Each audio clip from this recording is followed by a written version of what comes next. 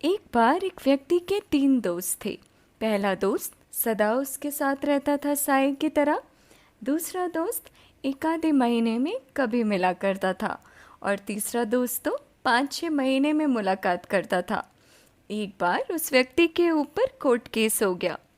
Case में उसको अपनी सच्चाई की गवाही देने के लिए गवाह की आवश्यकता पड़ी, तो भागा भागा अपने पहले दोस्त के पास पहुंच गया।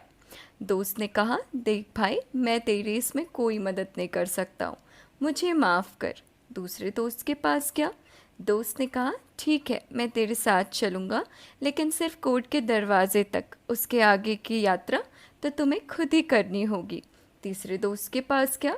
तीसरे दोस्त ने कहा, तो निश्चिंत रह, मैं तेरे साथ चलूँगा तेरी गवाही देने के लिए। मॉरल ऑफ द स्टोरी, वह व्यक्ति आत्मा है। आत्मा के पास भी 3 दोस्त हैं। पहला दोस्त आत्मा के खुद का शरीर, जो सदा उसके साथ रहता है। दूसरा दोस्त आत्मा के शरीर के संबंधी, जो आत्मा का साथ सिर्फ और सिर्फ कब्रिस्तान तक ही निभा सकते हैं। तीसरा दोस्त आत्मा के खुद के पुण्य कर्म।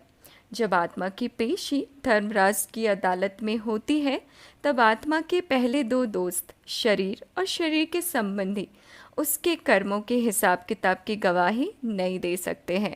आत्मा को सजाओं से बचाने के लिए सिर्फ और सिर्फ आत्मा के अपने पुण्य कर्म ही काम आते हैं।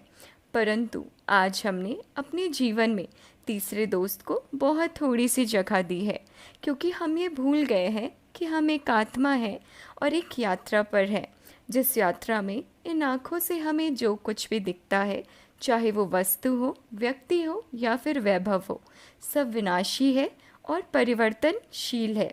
कुछ भी हमारे साथ नहीं जाने वाला है। हमारे साथ जाएंगे तो सिर्फ और सिर्फ हमारे कर्म और हमारे अच्छे संस्कार।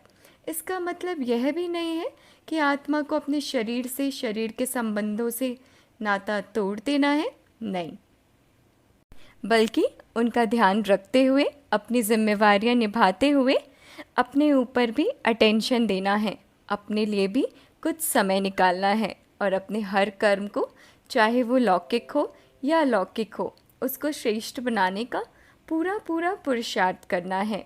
इसीलिए परमात्मा यानी बाबा कहते हैं, बच्चे, यह पुरानी दुनिया तो कब्र दाखिल होने वाली है, इससे कभी भी दिल नहीं लगाना है।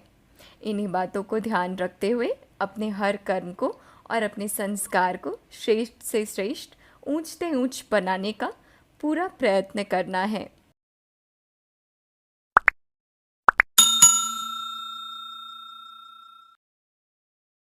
अच्छा, फिर मिलेंगे। ओम शांति।